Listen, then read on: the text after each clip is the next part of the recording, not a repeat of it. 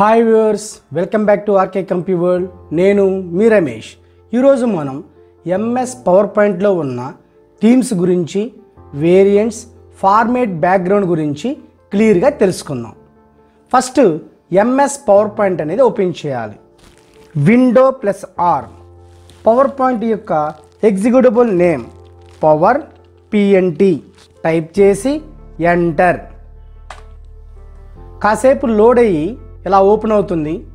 Blank presentation, దాని మీద మౌస్తో left click ఇవ్వండి, ఇలా ఓపెన్ అవుతుంది. ఎంఎస్ పవర్ పాయింట్ యొక్క యూజర్ ఇంటర్ఫేస్ అనేది ఇలా ఓపెన్ అవుతుంది. ఇలాంటి మెసేజ్ బాక్స్ ఏమన్నా ఓపెన్ అయితే దాన్ని క్లోజ్ చేయండి. ఇక్కడ చూడండి, ఫస్ట్ ఏం చేస్తారంటే ఒక డేటా టైప్ చేయండి బాక్స్లో, ఏదో ఒక డేటా, ఏదో ఒక నేమ్. కింద ఉన్న బాక్స్ అవసరం లేదు, లోపల క్లిక్ ఇచ్చి లైన్ ఎడ్జ్ మీద క్లిక్ ఇచ్చి డిలీట్ చేయండి. ఈ ఒక్క నేమ్ చాలు. టెక్స్ట్ మాత్రమే తీసుకున్నా ఈ స్లైడ్లో. ఈ స్లైడ్కి థీమ్స్ అనేది మార్చాలి. చూడండి, డిజైన్ మెనూలో థీమ్స్ ఉన్నాయా లేవా? జూమ్ చేద్దాం మీకు కనిపించేలాగా. మ్యాగ్నిఫైర్ ఆన్ చేస్తున్నాను. ఇక్కడ చూడండి, డిజైన్ మెనూలో థీమ్స్, నంబర్ ఆఫ్ థీమ్స్ ఉన్నాయి. కింద డౌన్లో చిన్న పాయింట్ ఉంటుంది, అక్కడ క్లిక్ ఇచ్చి మీకు కావలసిన థీమ్స్ ఏవైతే ఉన్నాయో వాటిల్లో మీకు ఏదైతే నచ్చిందో దాని మీద క్లిక్ ఇస్తే చాలు. ఇక్కడ చూడండి, థీమ్స్ అప్లై అయింది. ఏ థీమ్ మీద క్లిక్ ఇస్తే ఆ థీమ్ అనేది అక్కడ అప్లై అవుతుంది.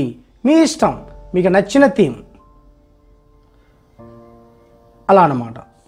ఓకే, ఇది నచ్చింది చాలు అనుకుంటే పక్కన సెకండ్ ఆప్షన్ వేరియంట్స్. వేరియంట్స్ ఉంది చూడండి, దాని కింద డౌన్లో చిన్న పాయింట్ ఉంది. కలర్స్ స్ట్రైట్గా మూవ్ చేయండి, జస్ట్ మౌస్ పాయింటర్ మూవ్ చేయండి. కింద చూడండి, ఇక్కడ కలర్స్ చేంజ్ అవుతూ ఉన్నాయి. థీమ్స్లో, డిజైన్లో కలర్స్ చేంజ్ అవుతున్నాయి. మీకు ఏ కలర్ నచ్చితే ఆ కలర్ మౌస్తో లెఫ్ట్ క్లిక్ ఇస్తే చాలు. వేరియంట్స్. తర్వాత ఫాంట్స్ అంటే ఏంటి?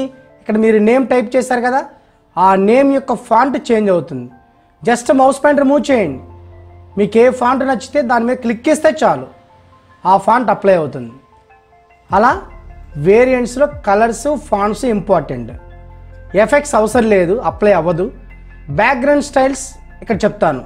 ఫార్మేట్ బ్యాక్గ్రౌండ్ లోపల వచ్చేదే బ్యాక్గ్రౌండ్ స్టైల్స్. చూడండి, ఇక్కడ బ్యాక్గ్రౌండ్ స్టైల్స్ లోపలే ఫార్మేట్ బ్యాక్గ్రౌండ్ ఉంది. మళ్ళీ సపరేట్గా ఇక్కడ కూడా ఫార్మేట్ బ్యాక్గ్రౌండ్ ఉంది, అక్కడ చెప్తాను. That is the variants. Colours, fonts change చేసుకోవచ్చు. 2 ఆప్షన్స్ కంప్లీట్ అయిపోయినాయి. నెక్స్ట్ ఆప్షన్ ఏంటి?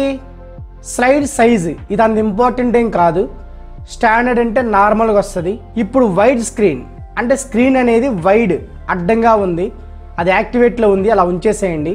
ఇది అంత ఇంపార్టెంట్ ఏం కాదు. ఇక లాస్ట్ ఆప్షన్ ఏంటి? Format background. వేరియంట్స్లో, బ్యాక్గ్రౌండ్ స్టైల్స్లో ఎక్కడ కూడా ఉంది ఫార్మేట్ బ్యాక్గ్రౌండ్. మళ్ళీ సపరేట్గా ఫార్మేట్ బ్యాక్గ్రౌండ్ ఇక్కడ కూడా ఉంది. మళ్ళీ ఇక్కడ లెఫ్ట్ సైడ్ ఉన్న స్లైడ్కి, మెయిన్ స్లైడ్కి మధ్యలో రైట్ క్లిక్ ఇస్తే ఎక్కడ కూడా ఉంది ఫార్మేట్ బ్యాక్గ్రౌండ్. రైట్ క్లిక్ ఇస్తే ఇక్కడ కూడా ఉంది. ఏదో ఒక ఆప్షన్ మీద క్లిక్ ఇవ్వండి. రైట్ సైడ్ మెసేజ్ బాక్స్ వస్తుంది. సాలిడ్ ఫిల్ అంటే కలర్స్తో ఫిల్ చేయండి. ఫిల్ అయింది, కనిపించడం లేదు. అప్పుడు ఏం చేయాలి? హైడ్ బ్యాక్గ్రౌండ్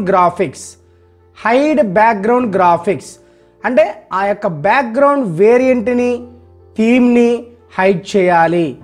బ్యాక్గ్రౌండ్ యొక్క థీమ్ని, వేరియంట్ని హైడ్ చేస్తేనే ఇక్కడున్న సాలిడ్ ఫిల్ కలర్ అనేది కనిపిస్తుంది. Next gradient fill. Number of gradients ఉన్నాయి. మీకు ఏ గ్రేడియంట్ నచ్చితే ఆ గ్రేడియంట్, ఏ డైరెక్షన్ నచ్చితే ఆ డైరెక్షన్, ఏ యొక్క గ్రేడియంట్ నచ్చితే ఆ గ్రేడియంట్ మీద క్లిక్ ఇవ్వటమే. Position, transparency, brightness, direction, angle, ఈ వాల్యూస్ అన్నీ తగ్గించుకోవచ్చు, పెంచుకోవచ్చు. వాటిని బట్టి అక్కడ కలర్స్ అనేవి చేంజ్ అవుతాయి. Next one pattern fill. మీకు వీటిల్లో ఏ ప్యాటర్న్ నచ్చితే ఆ ప్యాటర్న్. ఇక్కడ ఫోర్గ్రౌండ్ కలర్ అంటే పైన కనిపించే కలర్ గ్రీన్. బ్యాక్గ్రౌండ్ అంటే వెనక వైపు కనిపించే కలర్ రెడ్. ఈ రెండిటి యొక్క కాంబినేషన్ ఏ ప్యాటర్న్ నచ్చితే ఆ ప్యాటర్న్ మీద క్లిక్ ఇస్తే చాలు, ఇక్కడ అప్లై అవుతుంది స్లైడ్కి. ఇక last option picture are texture అంటే ఇక్కడ ఉన్న స్లైడ్కి బ్యాక్గ్రౌండ్ ఫోటో అనేది ఫిట్ చేయాలి.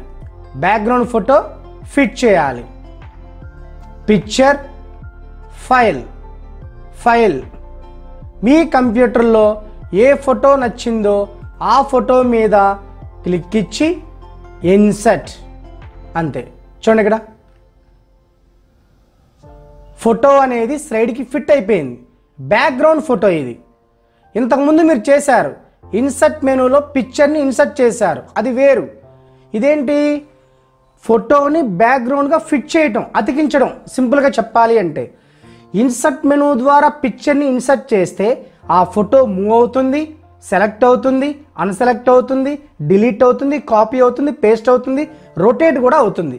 కానీ ఈ ఫార్మేట్ బ్యాక్గ్రౌండ్ ద్వారా ఫోటోని బ్యాక్గ్రౌండ్ ఫిట్ చేస్తే ఇది మూవ్ అవ్వదు, కాపీ అవ్వదు, సెలెక్ట్ అవ్వదు, అన్సెలెక్ట్ అవ్వదు.